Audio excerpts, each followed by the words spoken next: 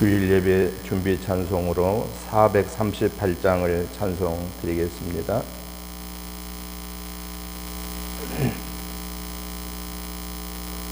(438장입니다)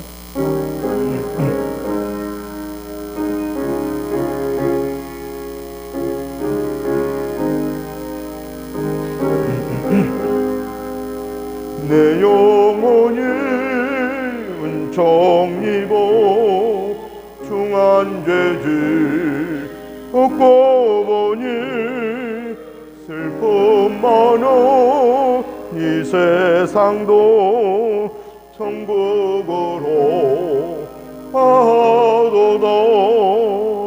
할렐루야 찬양하세. 내 모든 죄 사함 받고 주 예수와 동행하니 그 어디노 하늘나라. 주의 얼굴 뵙기 전에 멀리 뵈도 하늘나라. 내 맘속에 이루어지니 날로 날로 아깝도다. 할렐루야 찬양하세. 내 모든 죄 사함 받고 주 예수와 동행하니 그 어디노 하늘나라. 높은 산이 거친 들이 조막이노 궁궐이노 내 주 예수 모신 곳이 그 어디노 하늘나라. 할렐루야 찬양하세. 내 모든 죄 사함 받고 주 예수와 동행하니 그 어디노 하늘나라. 아멘. 다 같이 묵도드리심으로 주일날 예배 시작하겠습니다.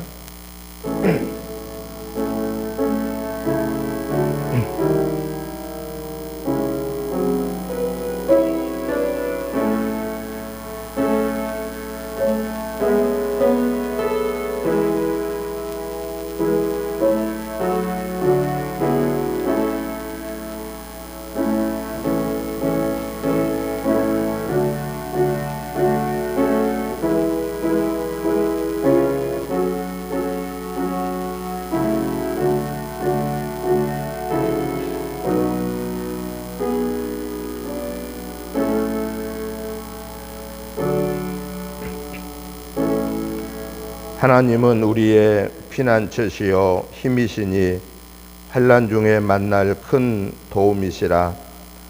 그러므로 땅이 변하든지 산이 흔들려 바닷 가운데 빠지든지 바닷물이 솟아나고 뛰놀든지 그것이 넘침으로 산이 흔들릴지라도 우리는 두려워하지 아니하리로다. 한 시내가 있어 나뉘어 흘러 하나님의 성 곧 지존하신 이의 성소를 기쁘게 하도다. 하나님이 그 성 중에 계심에 성이 흔들리지 아니할 것이라. 새벽에 하나님이 도우시리로다. 문나라가 떠들며 왕국이 흔들렸더니 그가 소리를 내심에 땅이 녹았도다. 만군의 여호와께서 우리와 함께 하시니 야곱의 하나님은 우리의 피난처시로다. 와서 여호와의 행적을 볼지어다. 그가 땅을 황무지로 만드셨도다. 그가 땅끝까지 전쟁을 쉬게 하시며 활을 꺾고 창을 끊으며 수레를 불사르시는도다. 이르시기를 너희는 가만히 있어 내가 하나님 됨을 알지어다. 내가 문나라 중에서 높임을 받으리라. 내가 세계 중에서 높임을 받으리라 하시도다. 만군의 여호와께서 우리와 함께 하시니 야곱의 하나님은 우리의 피난처시로다. 거룩하시고 자비로우신 하나님 아버지, 은혜와 사랑과 축복하심을 진실로 감사를 드립니다.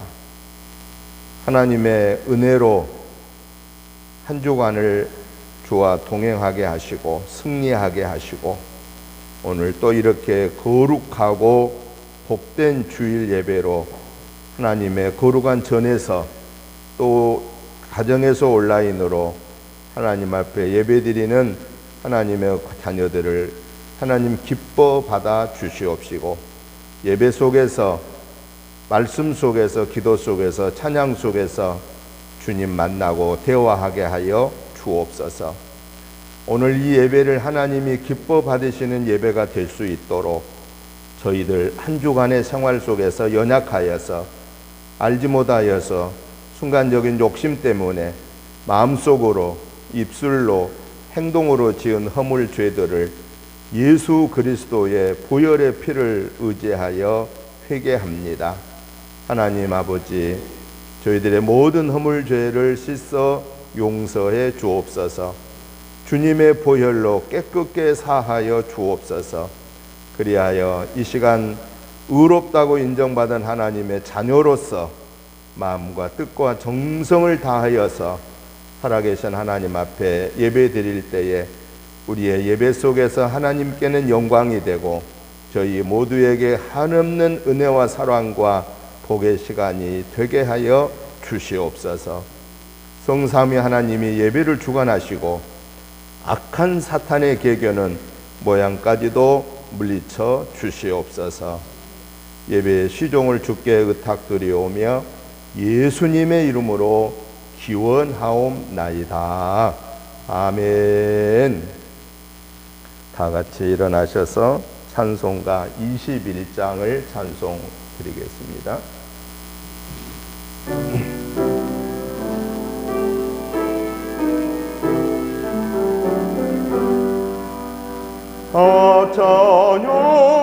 찬양하여라 전능왕 창조의 주께 내 호나 주 찬양 평강과 구원의 주님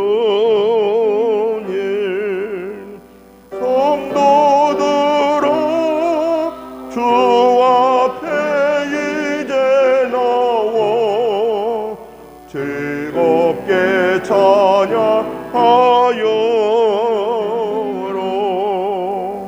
다 찬양하여라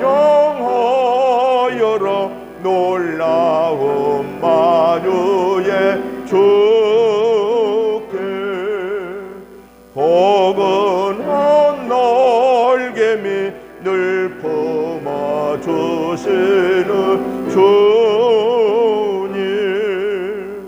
성도들아 주님의 뜻 안에서 내 소원 다 이루리로 다 찬양하여라 온몸과 마음을 바쳐 이 세상 만물이 주 앞에 다 나와 전혀 성도들아 기쁘게 소리 높여 영원히 찬양하여라.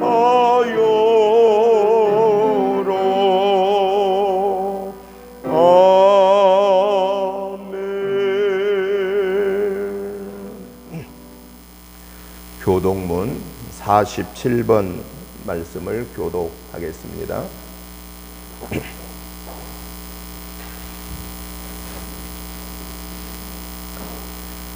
여호와께 감사하고 그의 이름을 불러 아뢰며 그가 하는 일을 만민 중에 알게 할지어다.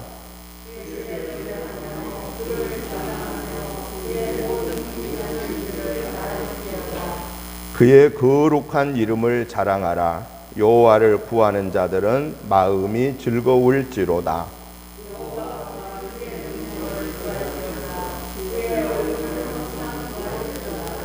그의 종 아브라함의 후손 곧 택하신 야곱의 자손 너희는 그가 행하신 기적과 그의 이적과 그의 입의 판단을 기억할지어다.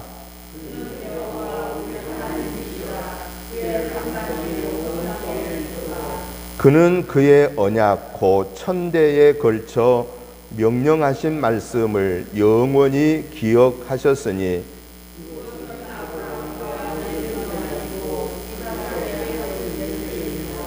야곱에게 세우신 율례 곧 이스라엘에게 하신 영원한 언약이라.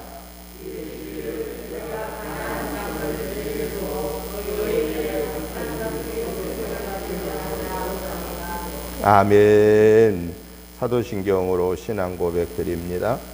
전능하사 천지를 만드신 하나님 아버지를 내가 믿사오며 그 외아들 우리 주 예수 그리스도를 믿사오니 이는 성령으로 잉태하사 동정녀 마리아에게 나시고 본디오 빌라도에게 고난을 받으사 십자가에 못 박혀 죽으시고 장사한 지 사흘 만에 죽은 자 가운데서 다시 살아나으시며 하늘에 오르사 전능하신 하나님 우편에 앉아 계시다가 저리로서 산 자와 죽은 자를 심판하러 오시리라.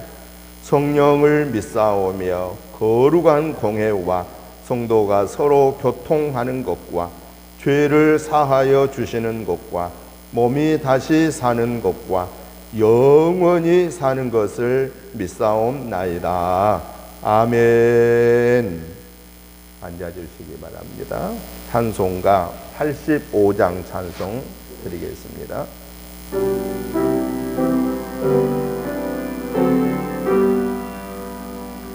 구주를 생각만 해도 이렇게 좋거든. 주 얼굴 배울 때에요 얼마나 좋으려. 만민의 구주 예수의 귀하신 이름은 천지에 있는 이름 중 비할 데 없도다. 섬에게 하는 자에게 소망이 되시고 구하고 찾는 자에게 기쁨이 되신다.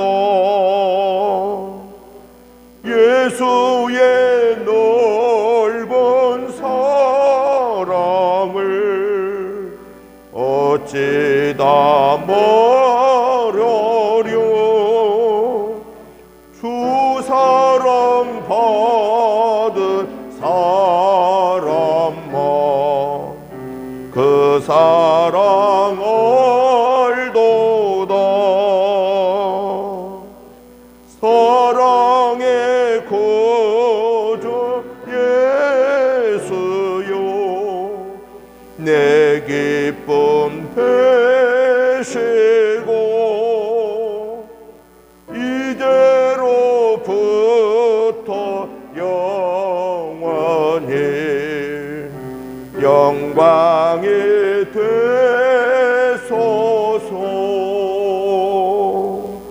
아멘.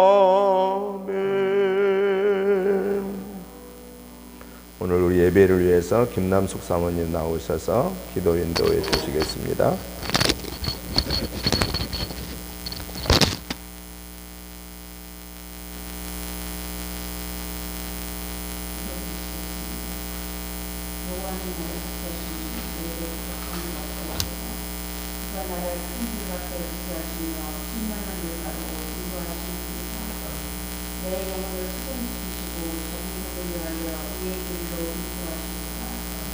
내가 상황에 우승한 것들을 보이더라도 그를 두려워하지 않으셨으니 주께서 나와 함께 하시니라.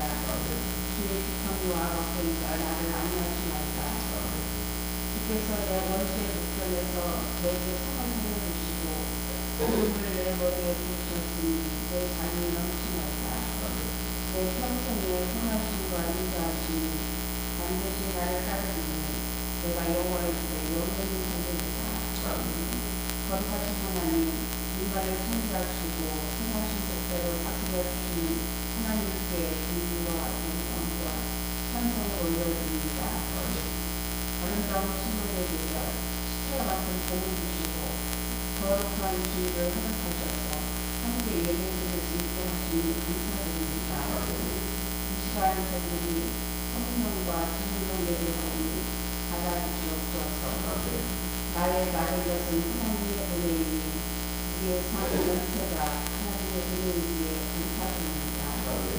국민의 하나님, 지난 한 주간 우리의 살아온 모습을 회개합니다.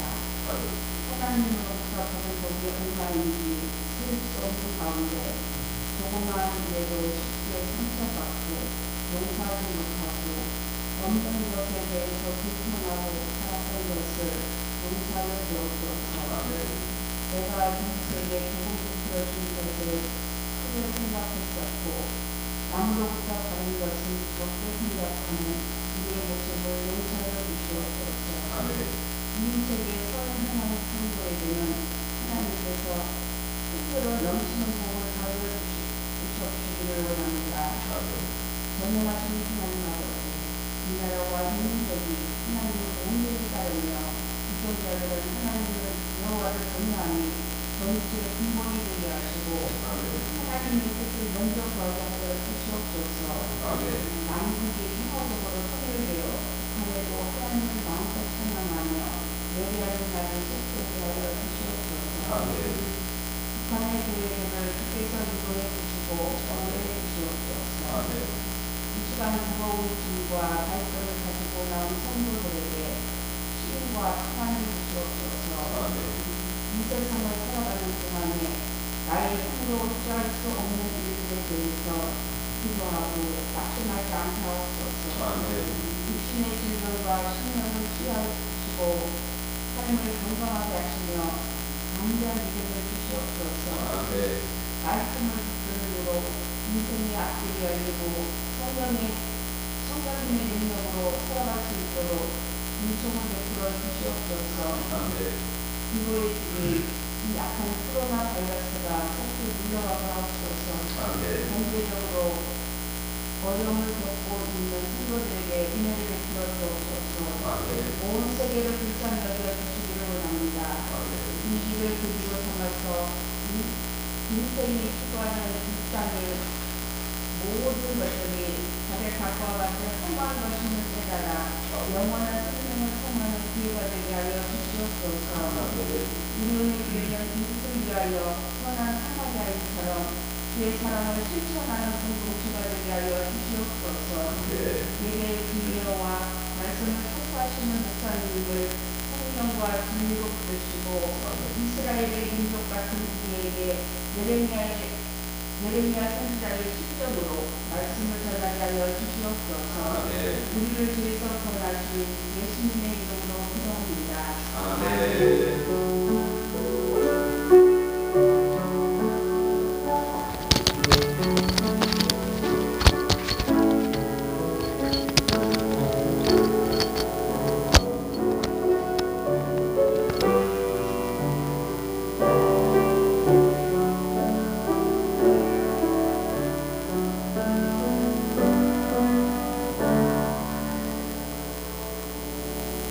하나님의 말씀을 보겠습니다. 하나님의 말씀은 마태복음 5장 14절부터 16절 말씀까지 우리 다 같이 한 음성으로 보시겠습니다. 마태복음 5장 14절부터 16절 말씀까지입니다. 다 같이 한 음성으로 보시겠습니다. 너희는 세상의 빛이라. 산 위에 있는 동네가 숨겨지지 못할 것이요 사람이 등불을 켜서 말 아래에 두지 아니하고 등경 위에 두나니 이러므로 집안 모든 사람에게 비치느니라. 이같이 너희 빛이 사람 앞에 비치게 하여 그들로 너희 착한 행실을 보고 하늘에 계신 너희 아버지께 영광을 돌리게 하라. 아멘. 다 같이 일어나셔서 전도 구호를 제청하겠습니다. 전도 구호 1. 전도할 수 있다 하면 된다 해보자. 2. 전도 나도 할 수 있다. 여기서도 된다. 지금도 된다. 3. 영혼을 사랑하는 뜨거운 열정을 갖자. 4. 나의 최고의 능력의 10배의 목표를 세우자. 5. 입을 크게 열어 하나님께 간구하고 순종하자. 아멘. 오늘 이 거룩한 예배에 우리가 하나님의 전에 모였다고 하는 것은 큰 축복입니다. 그래서 우리 예배 드리는 분들 같이 인사를 나누실 때 주님의 이름으로 축복합니다. 이렇게 인사 나누겠습니다. 주님의 이름으로 축복합니다.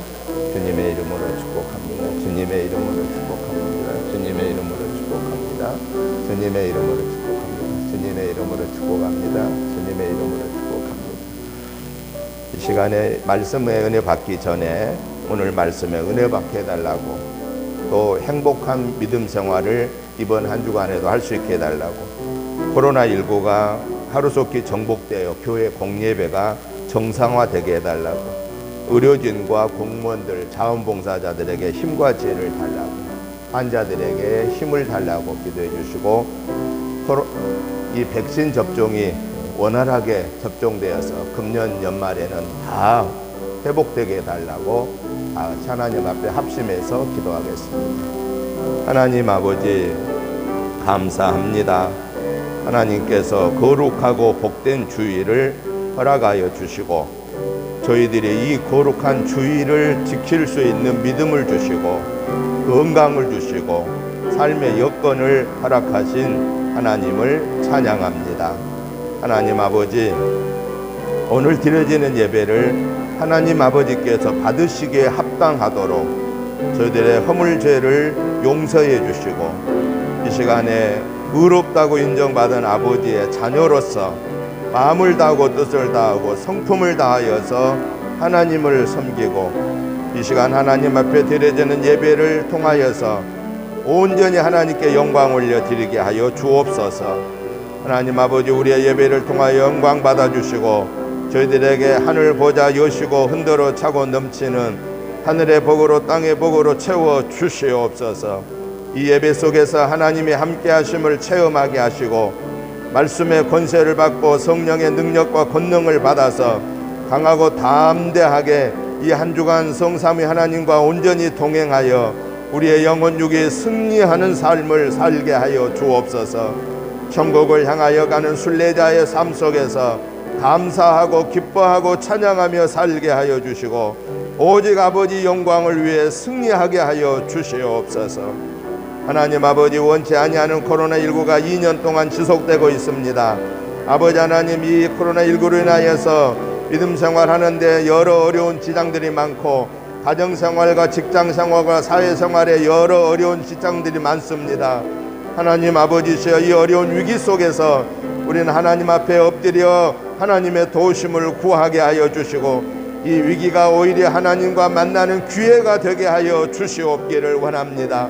우리의 믿음을 하나님의 말씀으로 점검하게 하여 주시고 하나님과 기도하지 못했던 시간을 오히려 기도하게 하시고 하나님의 말씀을 깊이 상고하지 못했던 부분을 깊이 말씀에 상고하게 하여 주시어서 나를 향하신 하나님의 거룩한 뜻을 깨닫는 시간이 되게 하여 주시고 그리하여서 우리의 삶이 온전한 말씀으로 돌아가는 초대교회의 신앙을 회복하게 하여 주시옵소서. 그리하여 우리가 다시금 하나님의 영광의 도구로 쓰임 받을 수 있도록 하나님 아버지, 금년에는 이 코로나19가 정복되게 하여 주시옵소서. 아버지 하나님이 신약이 발견되게 해 주시옵시고, 아버지 하나님 백신이 원활하게 접종되게 하여 주시어서 금년 한 해 동안에 다시 모두가 회복되어 우리가 정상적인 예배가 정상 드려지게 하여 주시고, 가정생활이, 직장생활이, 사회생활이 정상화되게 하여 주시고, 세계 간의 서로 무역의 관계가 정상화되게 하여 주셔서 복음을 전하는 선교사님들이 선교하는 사역도 중단되지 않게 하여 주시고, 국내 복음 전도하는 전도의 사역도 중단되지 아니하도록 하나님의 긍휼히 여기시는 은혜를 베풀어 주시옵소서. 오늘도 성삼위 하나님 저희들과 함께 임재하셔서 하나님께 영광 올려드리고 하나님의 함께 하심을 말씀 속에서 주의 음성 듣게 하여 주시옵소서. 예수님의 이름으로 축복하오며 간절히 기도드리옵나이다. 아멘. 앉아주시기 바랍니다. 마태복음 5장, 6장, 7장을 가르쳐서 산상보훈, 또 산상수훈이라고 이렇게 말씀을 합니다. 예수님께서 산 위에 제자들을 데리고 가셔서 예수님의 사역의 그 요약이라고 할 수 있는 말씀을 가르치시는 내용이 마태복음 5장, 6장, 7장의 내용입니다. 그 말씀을 보면은 맨 처음에 입을 열어 가르쳐 가라사대라고 시작하여서 하신 말씀이 팔복에 대해서 먼저 말씀을 하셨습니다. 그런데 그 팔복을 우리의 인간의 생각으로는 이해가 잘 되지 않는 그런 내용입니다. 예를 들어서 심령이 가난한 자가 복이 있다. 애통하는 자가 복이 있다. 의에 줄이고 목마른 자가 복이 있다. 우리가 생각할 때는 가난한 자가 복이 있다고 안 하고 부자가 복이 있다고 그래야 되고 즐거운 자가 복이 있다고 그래야 되고 그래야 우리가 이해를 하기 쉽잖아요. 그런데 예수님이 말씀하시는 복에 대한 내용들을 보면은 우리의 생각하는 것과는 다른 말씀을 주고 계십니다. 왜 그러느냐? 우리 사람들은 생각할 때 복은 내가 이익되는 내 육신의 어떤 욕심을 채워질 때 복이라고 생각하는데, 예수님이 말씀하신 복의 개념은 하나님의 영광을 위해서 내게 주어진 것을 아멘으로 받고 감당하는 것이 복의 시작이다 라고 하는 것을 팔복에서 보여주었습니다. 그리고 팔복이 끝나고 나서 바로 무슨 말씀을 또 이어하시느냐? 너희는 세상의 소금이다 라고 말씀을 하셨습니다. 소금은 맛을, 고유의 그 물질의 맛을 유지해 주는 역할을 하는 것과 동시에 소금은 썩는 것을 막아주는, 그리고 소금은 조화를 이루는 역할을 한다라는 것이죠. 그런데 그러한 소금이 원래 그 물질의 맛을 유지하고 썩음을 방지하고 조화를 이루기 위해서는 소금은 그 물체 속에 들어가서 녹아져야 된다. 즉 희생해야 된다.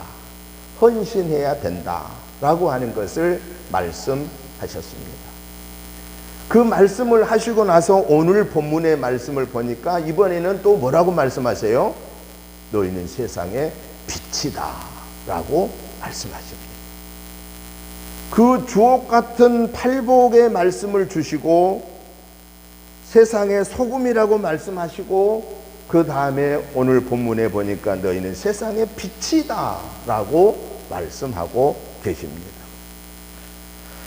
그래서 저는 오늘 이 본문에 있는 말씀을 중심해서 빛의 역할이라고 하는 이런 주제로 오늘 말씀을 한 3가지로 정리해 보면서 말씀의 은혜를 받고자 합니다. 먼저는 빛의 종류와 빛의 의미를 한번 일반적인 측면에서, 의학적인 측면에서, 성경적인 측면에서 이렇게 정리를 한번 해보겠고요. 두 번째는 예수님께서 사랑하는 제자들을 향하여 너희는 세상의 빛이다라고 하신 그 의미가 무엇인가를 살펴보고, 마지막 세 번째로는 너희는 세상의 빛이다라는 말씀을 통하여서 예수님을 믿어 구원받은 오늘 나에게 주시는 삶의 모습은 어떠해야 할 것인가에 대해서 말씀을 살펴보면서, 이 말씀 속에서 하나님이 오늘 우리들에게 들려주시는, 오늘 나에게 주시는 그 네 말을, 그 하나님의 교훈을 받는 은혜의 시간이 되시기를 주의 이름으로 축복합니다. 먼저 빛의 종류와 그 의미를 살펴보겠습니다. 일반적인 의미에 있어서 빛은 자연적에 의해서 오는 빛이 있고, 사람의 어떤 노력에 의해서 얻어질 수 있는 빛이 있습니다. 그러면 사람의 노력과 관계없이 얻어질 수 있는 빛은 어떤 빛일까요? 태양빛, 달빛, 별빛. 이거는 사람이 노력한다고 해서 얻어질 수 있는 것이 아니라 하나님이 자연적으로 모든 인류에게 거저 주시는 보편적인 은혜의 빛입니다. 하나님의 은혜는요, 두 가지 종류가 있습니다. 하나는, 이게 조직신학적인 얘기인데요, 조직신학적인 입장에서 보편적인 은혜가 있고 특별한 은혜가 있습니다. 보편적인 은혜란 말은 무슨 얘기냐면은 예수 믿는 사람이나 예수 안 믿는 사람이나 동양인이나 서양인이나 할 거 없이, 공산주의나 민주주의 사람이나 할 거 없이 누구에게나 똑같이 주시는 혜택입니다. 그게 자연적인 혜택이죠. 산소도 그냥 주지요. 공기 그냥 주지요. 자연의 모든 것을 다 그냥 주는 겁니다. 그런데 특별한 은혜는 누구에게만 주어지느냐? 예수님을 믿어 구원받은 하나님의 자녀들에게만 주시는 영생의 은혜. 그게 특별한 은혜입니다. 이 빛을 오늘 우리는 자연적인 일반적인 입장에서 빛은 사람의 노력에 의해서 얻을 수 있는 것이 아닌 하나님의 보편적인 은혜로 우리가 받게 되는데, 그러면 햇빛은 뭐냐고 하면 햇빛은 어떤 거예요? 햇빛을 보니까 제가 정리를 해봤어요. 햇빛이 파장을 통해서 일어나는 거죠. 파장. 이게 이제 과학적인 얘기가 됩니다만은, 이렇게 어떤 우리가 물에다가 돌을 딱 던지면은 이렇게 물이 파장이 나가잖아요. 이렇게 막 물이 이렇게 물결이 이렇게 가는 거잖아요. 그런데 이 빛도 우리 눈으로는 못 봐요. 우리 눈으로는 못 보는데 이 정밀 과학 기기를 통해서 보면은 빛의 파장이 나와요. 이렇게 퍼져가는 그런. 그래서 이 빛은, 햇빛은 파장에 의해서 나타나는 것인데, 이 파장에 의해서 적외선, 또 자외선, 또 가시광선, 이렇게 크게 세 가지로 나타납니다. 우리가 보편적으로 요 여름에 또 할 것 없이 낮에 뜨거운 2시, 10시부터 오후 2시, 3시까지는 무슨 빛을 조심하라고 그래요? 자외선을 조심하시오 그러잖아요. 그게 우리 몸에는 안 좋습니다. 그런데 또 반대로 우리 몸에 좋은 게 또 있어요. 어떤 빛이죠? 적외선. 이렇게 사우나 같은 데 가면은 적외선 비춰주는데 이런 거 있잖아요. 그러면 그 방에 막 서로 들어가려고 그러잖아요. 그 속에 혼자 이렇게 막 들어가서 쪼이고 막 그러잖아요. 그래서 적외선도 있고 자외선도 있고 가시광선이 있는데, 우리 눈에 보일 수 있는 빛은 바로 가시광선입니다. 그리고 적외선이나 자외선은 우리 눈으로는 볼 수가 없는 것입니다. 이 빛의 광선은 바로 색깔에 의해서, 즉 무지개 색깔에 의해서 우리에게 보여주는, 볼 수 있는 그게 가시광선이고 나머지 빛은 우리는 볼 수가 없는 것입니다. 달빛은 어떤 빛이에요? 발광이라고 그러죠. 다울자를 써서. 달빛은 스스로 빛을 발하지를 못합니다. 태양빛의 일부를 반사해서 비치는 것이 달빛이죠. 사람의 노력에 의해서 그러면 얻을 수 있는 빛은 어떤 것이 있을까요? 오늘 우리가 사용하는 전기불, 이것도 결국은 사람의 노력에 의해서 기술과 더불어서 원자재, 석탄이나 석유를 또 원자력을 동원해서 이 불빛을 만들어서 우리 사람들에게 제공해 주게 되는 것이죠. 그 외에도 우리 인간들의 노력에 의해서 할 수 있는 빛이 많이 있죠. 옛날에 우리 전기불이 들어오기 전에는 무슨 빛이 있었어요? 남포등을 비롯하여서 호롱불을 비롯하여서 또 심지어는 이제 뭐 반딧불까지도 그런 노력에 의해서 얻을 수 있는 것은 아닙니다만은 어떻든 간에 이 다양한 일반적인 빛의 그러면 사명은 뭐예요? 달빛이나 햇빛이나 사람들이 만들어진 이 전기불빛이나 그 외에 다른 등불의 빛은 어떤 걸, 뭘 위해서 쓰여지는 거예요? 어두움을 밝게 하기 위해서. 어두움을 밝기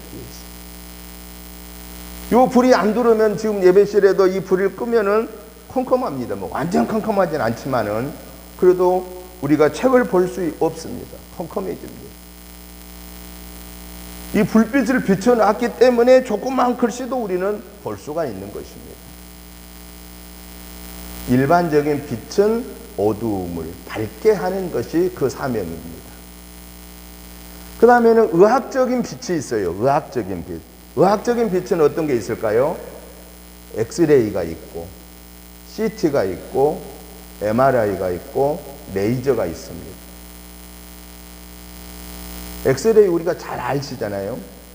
그냥 흉부, 골절 이런 몸의 구조를 찍어볼 수 있는 것이, 큰 틀을, 골격을 찍어볼 수 있는 것이 바로 뭐냐? 그게 엑스레이입니다. CT는 뭐예요? CT는 좀 더 구체적으로 우리의 몸을 찍어보는 것이죠. CT는. 그래서 그걸 가르쳐서 전산화 단층 촬영이다 라고 그렇게 말합니다. 좀 더 구체적으로 찍어봅니다.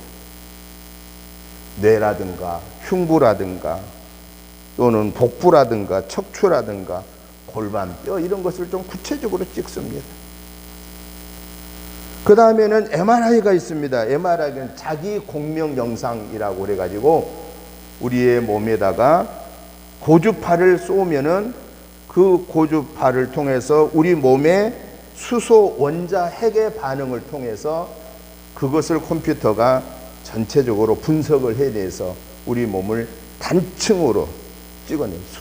수평으로 단층으로 찍어냅니다. 그래서 MRI 보면은 쫙쫙쫙 잘라서 이렇게 나오는 거예요. 이게 자기 공명이라고 하는 것이죠. 마지막에는 레이저가 있습니다. 아까 빛의 파장은 계속 이렇게 넓은 면으로 파장해 나가는 건데, 레이저는 그 파장이 넓게 가는 게 아니라 좁게 갑니다. 그래서 레이저를 가지고 뭘 하느냐? 암을 치료하는, 거기다 집중시켜서 암을 치료하는 그런 역할을 하죠. 이 의학적인 빛을 통해서 그 사명은 뭘까요? 엑스레이라든가 CT라든가 MRI라든가 레이저는 사람의 몸에 어떤 질병을 진단함과 동시에 치료할 수 있는 역할을 하는 것이 의학적인 빛의 사명이라는 것입니다. 그러면 가장 제가 중요하게 생각하는 성경에서 말씀하신 빛은 어떤 역할을 했을까라고 하는 것입니다. 성경에 보니까 창세기 1장 3절 4절에 보면은 하나님이 우주 만물을 창조하실 때 뭐라고 말씀하시냐면은 하나님이 이르시되 빛이 있으라 하시니 빛이 있었고 빛이 하나님 보시기에 좋았더라 라고 말씀하십니다. 창세기 1장 1절에 태초에 하나님이 천지를 창조하시니라 땅이 흑암이 공모해 모든 것이 질서가 없었습니다. 세상은 다 어둠이었습니다. 아무런 질서가 없는 그 상황에서 하나님께서 말씀하시기를 빛이 있으라 하면서 질서를 세워가셨는데 바로 이 질서를 세운 첫 번째가 빛이다라고 하는 것입니다. 그 빛을 만들어 놓으시고 하나님이 보시기에 좋았더라. 창세기 여러분 이렇게 유심히 한번 읽어보세요. 창조하는 엿새 동안의 과정에서 하나님이 보시기에 좋았다라고 하는 구절은 많지 않아요. 그런데 맨 첫날 빛이 있으라 하시고 빛을 만들어 놓으시고 나서 하나님이 보시기에 좋았다라고 그러시고 엿새 되는 날 하나님은 아담을 흙으로 빚어 하나님의 형상대로 만드시고 거기에 성령의 루아흐를 불어넣어 주셔서 생명이 되게 하시고 나서 그 하나님의 형상대로 지음 받게 된 인간을 보시고 또 뭐라고 그래요? 보시기에 좋았더라 라고 말씀하십니다.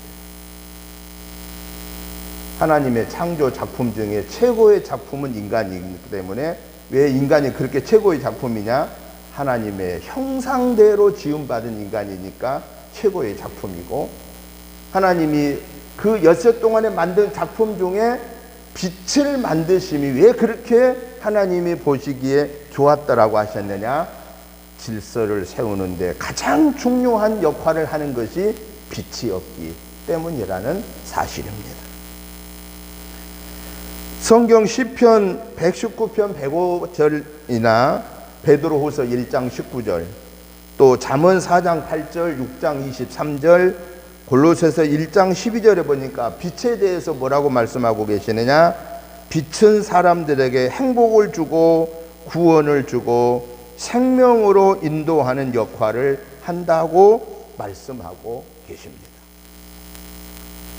특별히 구약 성경에서 나타나고 있는 이 빛은 신약에 와서 예수님으로 직결하고 있는 모습을 보여주고 있습니다. 그걸 마태복음 4장 16절에 보면 이렇게 말합니다. 흑암에 앉은 백성이 큰 빛을 보았고 사망의 땅과 그늘에 앉은 자들에게 빛이 비추었도다 하였느니라 라고 말합니다.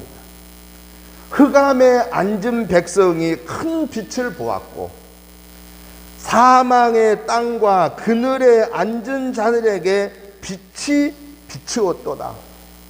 마태복음 4장 16절의 이 말씀은 어떤 내용이냐? 이사야 9장 2절에서 이사야 선지자가 700년 후에 오실 예수님에 대한 예언의 말씀입니다. 이사야 선지는 700년 후에 오실 예수님을 예언하면서 그 예수님을 뭐라고 예언하시느냐? 그분이 빛이다라고 예언하고 계십니다. 그 빛이라고 예언하신 그 예수님이 바로 빛으로서 완성되어 주신 예수님은 이제 사랑하는 제자들에게 오늘 본문 마태복음 5장 14절에서 너희는 세상의 빛이다라고 말씀하고 계십니다. 예수님의 제자들이 스스로의 빛은 발할 수가 없었습니다. 그러나 예수님을 통하여서 이제 예수님의 제자들 역시 빛을 발할 수 있는 그런 역할을 감당하라고 하는 사명을 내려주고 있는 그런 내용입니다. 요한복음 1장 9절부터 12절에서도 이렇게 말합니다. 참 빛, 곧 세상에 와서 각 사람에게 비추는 빛이 있었나니 그가 세상에 계셨으며 세상은 그로 말미암아 지은 바 되었으되 세상이 그를 알지 못하였고 자기 땅에 오심에 자기 백성이 영접하지 아니하였으나 영접하는 자, 곧 그 이름을 믿는 자에게는 하나님의 자녀가 되는 권세를 주셨느니라 라고 말씀하고 계십니다. 요한복음에서도 이 빛을 누구로 얘기하신 겁니까? 예수 그리스도를 말씀하고 계십니다.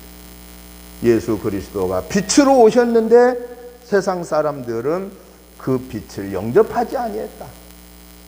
그런데 그 빛을 영접한 예수님을 영접한 자들에게는 하나님의 자녀가 되는 권세를 주신다라고 약속하고 있다라는 사실입니다. 성경에서 말씀하신 빛의 역할은 그러면 뭐였느냐? 창조의 시작과 그리고 그 빛이 예수 그리스도라고 하는 사실과 그 예수 그리스도를 통해서 죄로 가득 차 있는 원죄로 사로잡혀 있는 인간들에게 그 비침 예수 그리스도의 의의 태양빛을 비춤으로 말미암아 우리가 원죄로부터 사함을 받을 수 있는 은혜를 우리에게 주신 사실을 일깨워 주고 있는 그런 내용입니다. 그러면 예수님께서 사랑하는 제자들한테 오늘 본문 14절처럼 너희는 세상의 빛이라 라고 말씀하신 이 말씀을 통하여서 오늘 우리에게 주신 그 말씀의 의미가 무엇일까라는 것입니다. 저는 이 의미를 두 가지로 정리해 보려고 합니다. 하나는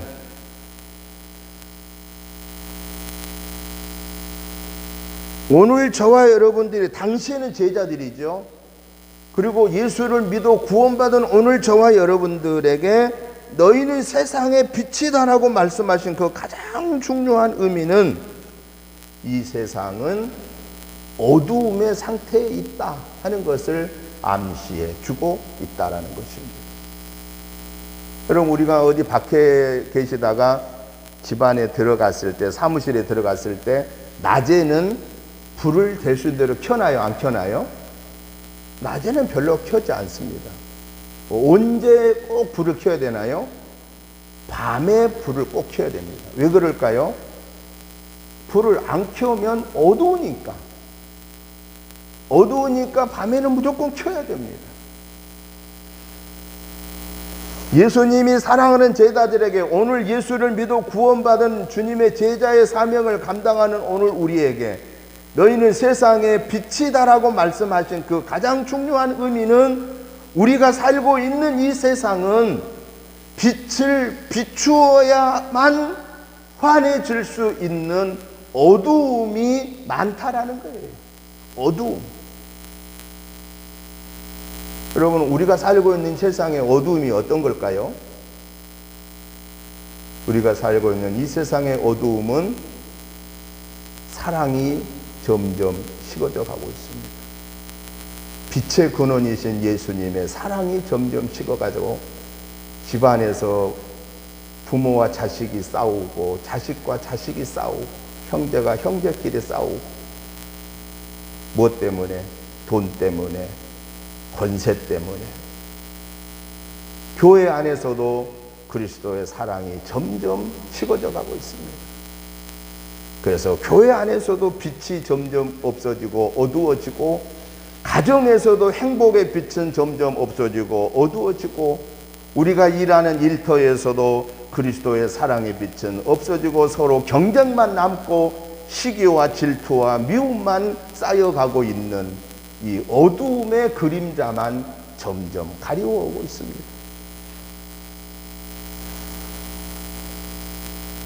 세상 사람들은 이 세상을 향하여서 살만한 가치가 있다고 생각하기보다는 이 세상에 살아가기 어려운 시대라고 생각합니다. 그것은 인간의 지식으로, 인간의 경험으로 보니까 참 세상이 어렵다라고 생각합니다. 그래서 심지어는 요즘 젊은이들이 결혼을 홍기가 지나는데도 결혼을 안 해요. 또 어찌 보면 못 해요. 왜? 결혼하려면은 전세라도 있어야 되는데 이게 전세가 이게 말이 아니에요. 그래도 우리 평택 지역이나 이 지역은 조금 덜 합니다만은 서울은 전세값도 이 평택 지역에 집을 산 것보다 더 비쌉니다. 심지어는 저 강남 쪽에는 전세도 10억이 넘습니다. 어저께 그저께 그 발표한 걸 보니까 서울에 노원구를 빼고는, 아니 저 용산 저기 한 군데, 제가 정확하게 갑자기 용원구 이제 그쪽 한 군데를 빼고는 기본이 7억이 넘는답니다. 85평방미터당. 한 구만 빼고는 서울 전체가 7억이 넘어요. 그러면 이게 젊은 사람들이 언제 돈 벌어서 집 사고 언제 결혼하려고 그러겠습니까? 그러다 보니까 세상은 어둡게 본다라는 겁니다. 이 세상의 어두움을 무엇로 밝게 할 수 있겠습니까? 예수님께서 너희는 세상의 빛이라고 말씀하시면 이 세상에 희망이 없어 보이는 사람들에게, 좌절하고 있는 사람들에게, 소망을 놓고 있는 사람들에게 예수 그리스도를 믿음으로 구원받고 하나님의 자녀로 살며 하나님이 동행하시고 이 땅의 삶에서 생명을 얻고 영생이 우리에게 주어지는 산 소망을 우리에게 주셔서 그 소망을 증거함으로 어두움이 변하여 밝게 하는 빛의 사명을 감당할 수 있기 때문에 예수님은 오늘 우리에게, 예수님은 당시 제자들에게 너희는 세상의 빛이다라고 말씀하고 계셨다라는 사실입니다. 그뿐만 아니라 왜 예수님이 세상 사람들에게, 거기에 몰려있는 수많은 세상 무리들에게 너희는 세상의 빛이라고 얘기 안 하시고 왜 하필이면 12명의 제자들한테만 너희는 세상의 빛이라고 그랬을까라는 겁니다. 왜 그랬을까요? 예수님의 제자들만이 의의 태양빛인 예수님의 빛을 받을 수 있는 사람들이었고, 받았고, 그리고 그 사명을 감당할 수 있는 사람들이었기 때문에 예수님은 제자들에게 너희는 세상의 빛이라고 말씀하셨다라는 사실입니다. 오늘 저와 여러분들은 예수님이 너희는 세상의 빛이라고 하신 그 말씀을 아멘으로 화답하기 위해서는 오늘 저와 여러분이 예수님의 빛을 받는 자가 되어야 된다는 것입니다. 어찌 보면은 저와 여러분은 빛의 본원은 아닙니다. 빛의 근원이 아니다라는 거예요.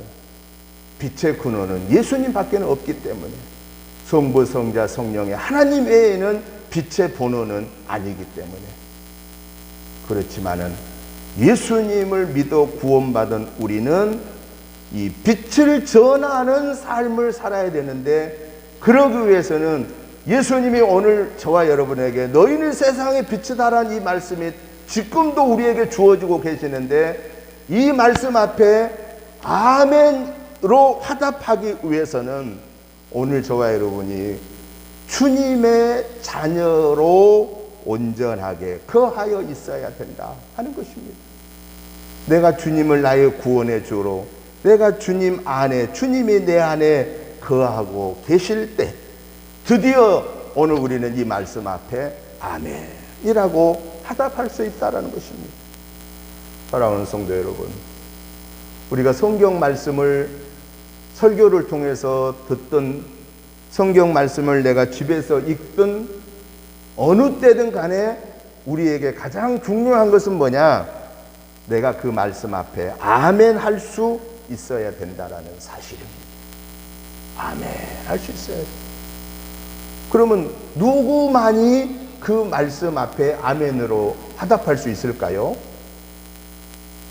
하나님이 나의 아버지이심을 믿는 자만이, 예수님이 나의 구원의 주이심을 믿는 자만이, 성령의 하나님이 오늘 나와 함께 동행하고 계신다라는 사실을 믿는 자만이, 그리고 하나님이 이 성경 66권을 통해서 나에게 주신 이 생명의 말씀인 것을 믿는 자만이 이 말씀 앞에 아멘 할 수 있다라는 사실입니다.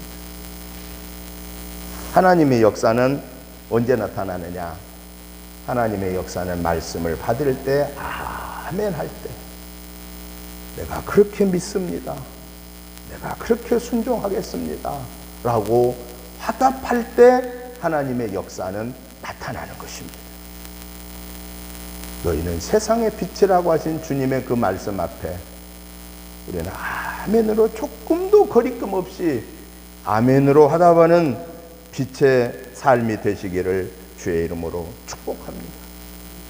마지막으로 예수님이 너희는 세상의 빛이라고 하는 이 말씀을 통하여 빛의 삶을 산다고 하는 것이 어떤 것인가를 세 가지로 정리하고자 합니다.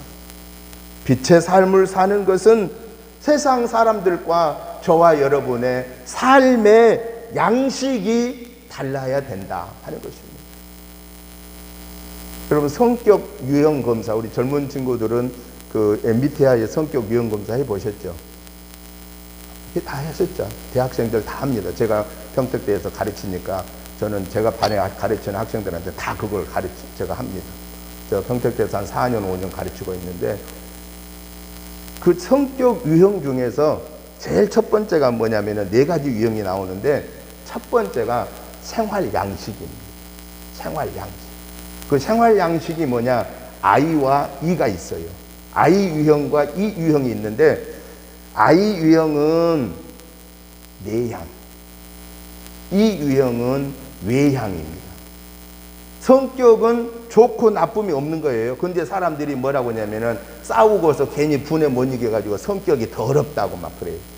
나는 좀 마누라 성격이 더러워서 힘들다고.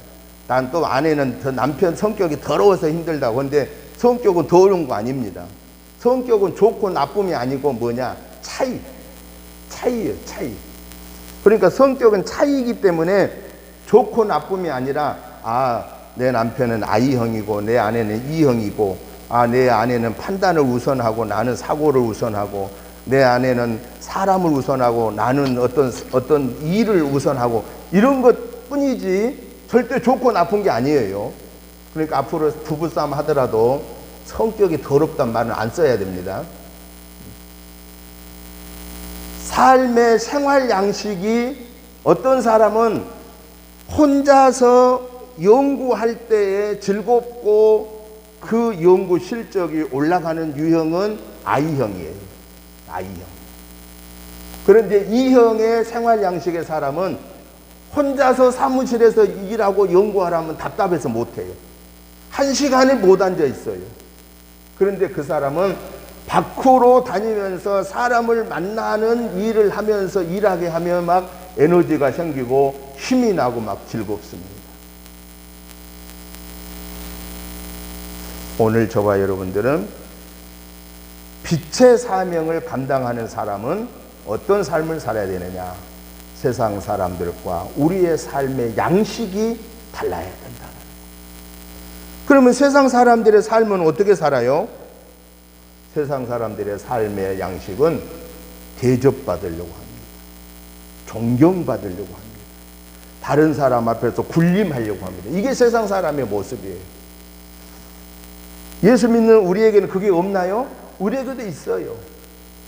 그런데 예수님은 우리에게 말씀합니다. 너희는 세상의 빛이다. 여러분, 빛은 가만히 있어도 비춰지나요? 요 불빛이 가만히 있는데 그냥 저절로만 불빛이 나오나요? 이 불빛이 우리에게 오기까지는 석탄이라고 하는 거, 원자재, 원유라고 하는 거, 더 나아가 원자력이라고 하는 것이 계속 불을 태워주어서 에너지를 만들어 집약해서 우리에게 준 게 이게 불빛입니다. 빛은 저절로 나오질 않습니다. 여러분, 태양빛이 우리 인간에게 온 세계를 이 태양만 뜨면 바늘 떨어뜨려서도 타질 수 있게 환한 게 이 태양빛 아닙니까? 이 태양빛이 왜 그렇게 세계의 어둠을 다 비춰줄 수 있는 밝음을 줍니까?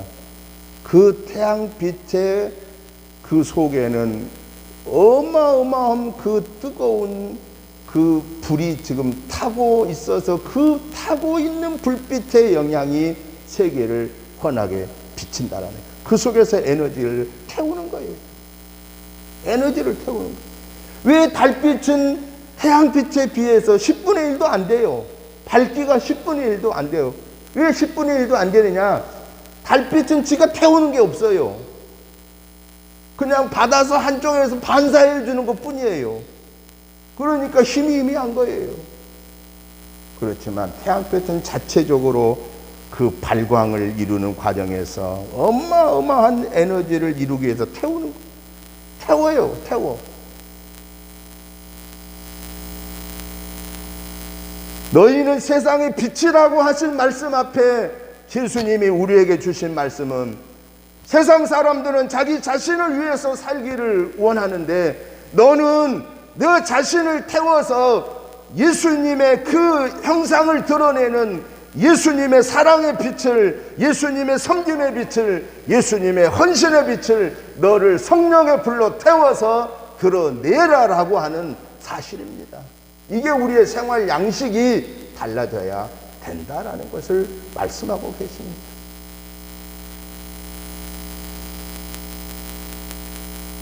또 하나 중요한 사실은, 너희는 세상의 빛이라고 하신 말씀의 삶은 우리가 예수님의 빛으로 성령의 능력으로 나를 태워서 비춰내는 희생과 헌신의 삶의 결정체가 무엇냐? 그리스도의 복음을 증거하기 위해서 우리가 섬기는 것이고 우리가 헌신하는 것이고 희생하는 것입니다. 예수님의 복음이 아니면 우리는 그럴 필요가 없어요. 예수님의 복음이 아니면 우리가 손해볼 하나도 없어요. 손해볼 필요도 없어요.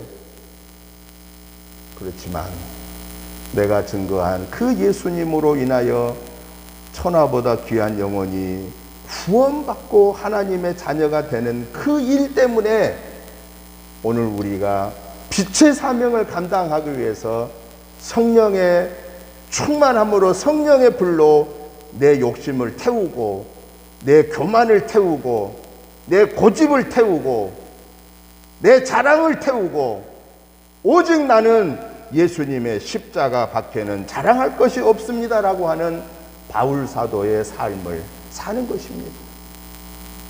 그게 빛의 삶을 사는 것입니다.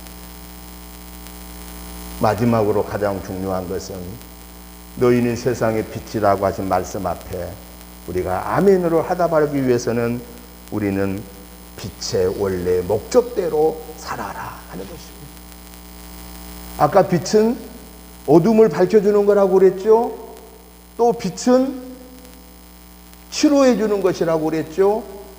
오늘 우리가 예수님의 복음을 증거함으로 세상의 어둠을 밝혀주고 죽어간 영혼을 건져주고 생명을 불어넣어 주는 것이 이 빛의 사명입니다. 우리는 이 주님의 말씀 앞에 나를 점검해야 됩니다. 내가, 우리 예수님이 김 목사야, 너는 세상의 빛으로서 사명을 감당해라 라고 했을 때 그 말씀 앞에 아멘, 조금도 마음에 거리낌이 없이 아멘 할 수 있어야 되고, 아무개 집사야, 아무개 권사야, 너는 내가 너에게 원하는 세상의 빛의 사명을 살아라 라고 하신 그 말씀 앞에 아멘이라고 하답해야 됩니다. 이게 뭐냐? 빛의 본래의 삶입니다. 여러분, 우리가 잘 아는 노벨상 잘 하시잖아요. 노벨상. 노벨이라는 사람은 어떤 사람이에요? 그는 과학자였고 발명가였습니다. 그가 발명한 특허품만도 몇 가냐? 355가지가 넘습니다. 그런데 그가 죽기 1년 전에 자기 재산 900만 달러를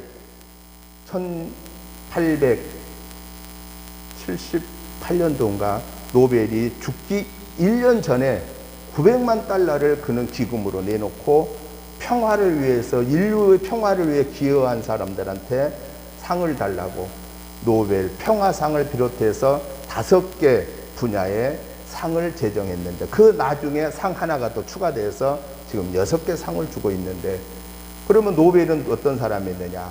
다이너마이트를 발견해서 그는 엄청난 부자가 되었습니다. 그런데 그 다이너마이트가 원래의 선한 목적으로 상업용으로 인류를 위해 평화를 줄 수 있는 것으로 사용되리라고 생각했는데, 그 다이너마이트가 어떻게 사용돼요? 전쟁의 무기로 사용된 것이 너무너무 마음 아파서 그는 자기의 재산을 900만 달러를 내놓고 인류의 평화를 위해서 공헌한 자들에게 상금을 지급하도록 하는, 속죄하는 마음을 가지고 그는 유언하고 세상을 떠났습니다. 그래서 평화상은 노르웨이에서, 나머지 상들은 대부분 스웨덴에서, 스톡홀름에서. 제가 그 노르웨이의 평화의 상을 준 데 가봤습니다.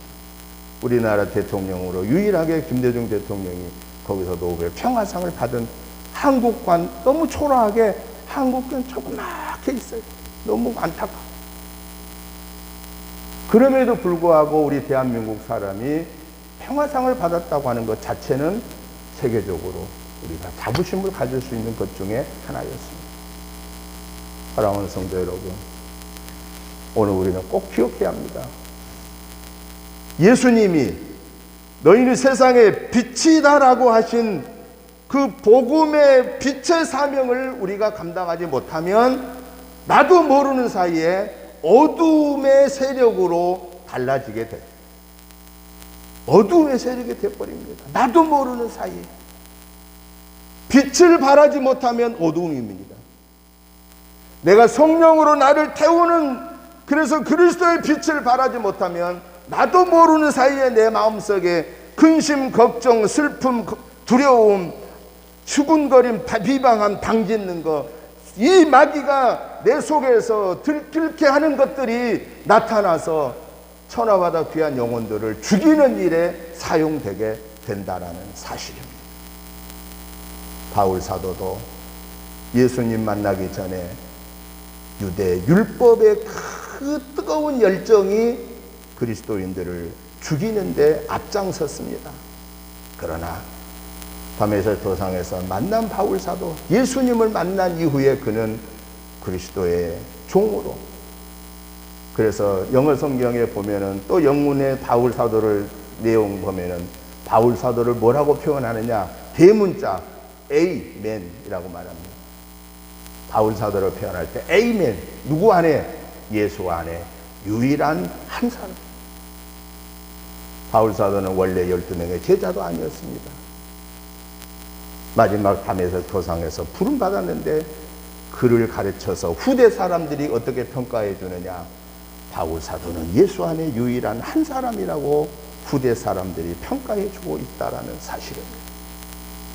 사랑하는 성도 여러분, 너희는 세상의 빛이라고 하는 이 말씀 앞에 아멘으로 화답하고, 그래서 주님이 너는 내 것이라고 인정해 주실 뿐만 아니라 예수 믿는 사람들이, 나를 알고 있는 사람들이, 저분은, 저 목사님은, 저 집사님은, 저 권사님은 예수 안에 한 분이야. 예수 안에 한 사람이야. 그것도 그냥 여러 사람 중에 한 사람이라고 아닌 예수 안에 유일한 에이멘이야 라고 하는 그러한 삶을 살기 위해서 우리는 이번 한 주간에도 날마다 우리의 일생을 다할 때까지 성령으로 나를 태워서 예수님의 사랑의 빛을 발하고, 섬김의 빛을 발하고, 헌신의 빛을 발하여 천하보다 귀한 영혼이 구원받는, 구원의 빛의 도구로 쓰임받는 저와 여러분의 삶이 되시기를 주님의 이름으로 축복합니다. 하나님 아버지 감사합니다. 하나님 아버지 감사합니다. 하나님의 은혜로 구원받고, 하나님의 은혜로 사명을 받고, 하나님의 은혜로 하나님의 도구로 쓰임받게 하시니 감사합니다. 오늘 또 우리에게 말씀하신 너희는 세상의 빛이라고 하신 주님의 말씀 앞에 아멘으로 화답하고 의의 태양빛을 받아서 성령 충만하여서 이 그리스도의 빛을 발하여 천하보다 귀한 영혼들을 건져내게 하여 주시옵소서. 예수님의 이름으로 축복하오며 간절히 기도드리옵나이다. 아멘. 찬송가 321장 찬송 드리면서 준비하신 예물을 봉헌하겠습니다.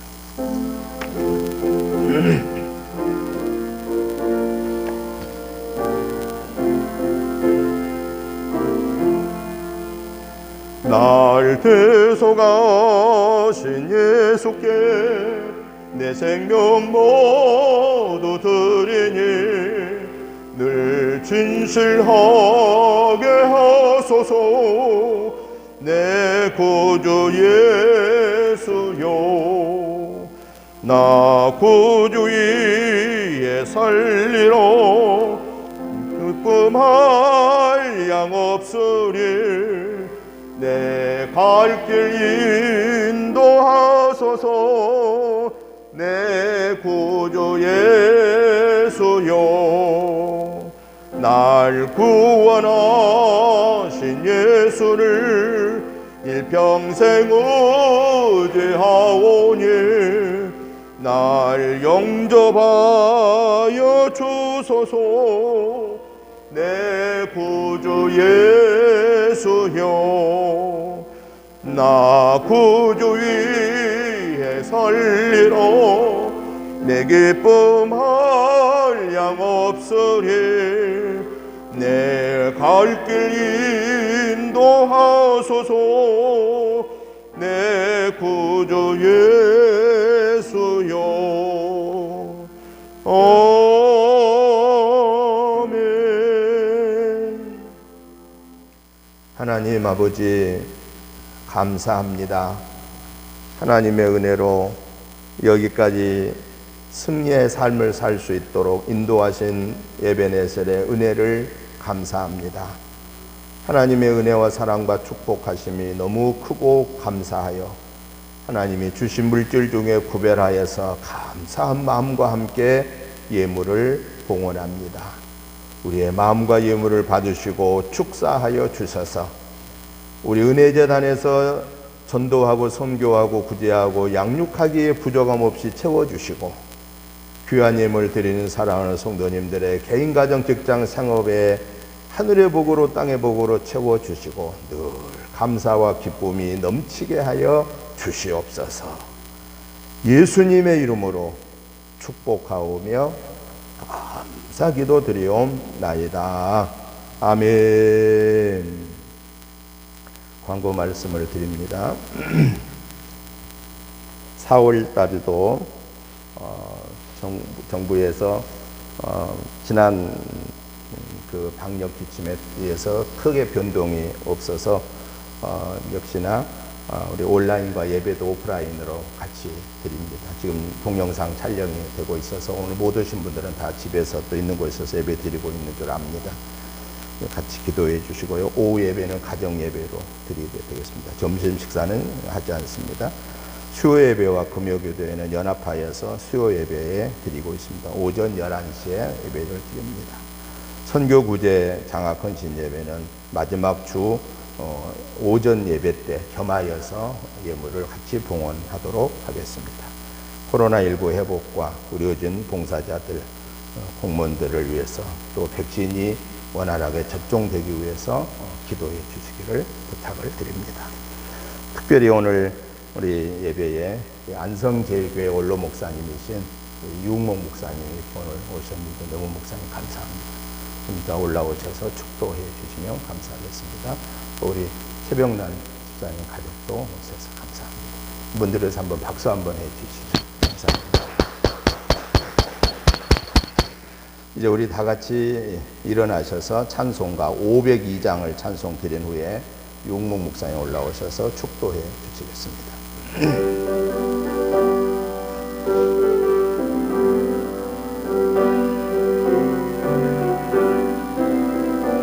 빛의 사자들이여 어서 가서 어둠을 물리치고 주의 진리 모르는 백성에게 복음의 빛 비춰라. 빛의 사자들이여 복음의 빛 비춰라. 죄로 든 밤 밝게 비춰라.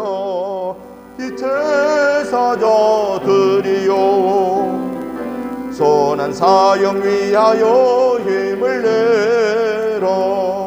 주 함께 하시겠네. 주의 크신 사랑을 전파하며 복음의 빛 비춰라. 빛의 사자들이여 복음의 빛 비춰라. 죄로 든 밤 밝게 비춰라. 빛의 사자들이여 주님 부탁하신 말 순종하여 이 진리 전파하라. 산을 넘고 물 건너 힘을 다해 복음의 빛 비춰라. 빛의 사자들이여 복음의 빛 비춰라. 죄로 든 밤 밝게 비춰라. 빛의 사자들이여 동서남북 어디나 땅끝까지 주님만 의지하고 눈 어두워 못 보는 백성에게 복음의 빛 비춰라. 빛의 사자들이여 복음의 빛 비춰라. 죄로 든 밤 밝게 비춰라. 빛의 사자들이여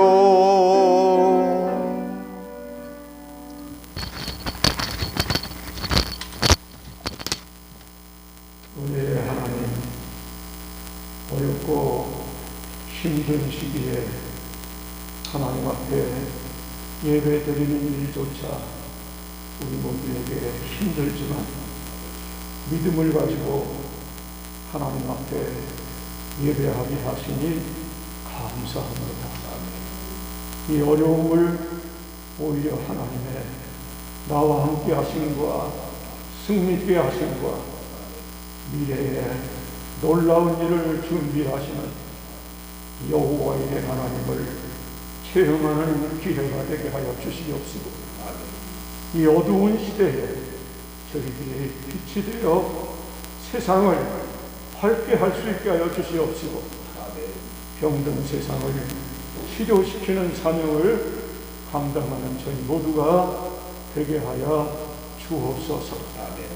은혜교회 위에 하나님의 놀라운 역사하심이 나타나 주변에 죽어가는 영혼들이 빛을 보고 찾아오게 하여 주시고 소금을 보고 찾아오는 역사가 일어나게 하여 주옵소서. 목회하는 주의 종과 섬기는 모든 주의 종들을 붙잡으시고 영권을 7배나 강하게 하여 주시옵소서. 사명 감당하는 교회 되게 하시고 축복받는 간증이 넘치는 교회가 되게 하여 주옵소서. 이제는 우리 주 예수 그리스도의 은혜와 우리 하나님 아버지의 크고 놀라우신 사랑하심과 성령님의 감화, 감동, 교통, 충만하심의 은혜가 우리 모두에게 영원토록 함께 계실지어다. 아멘.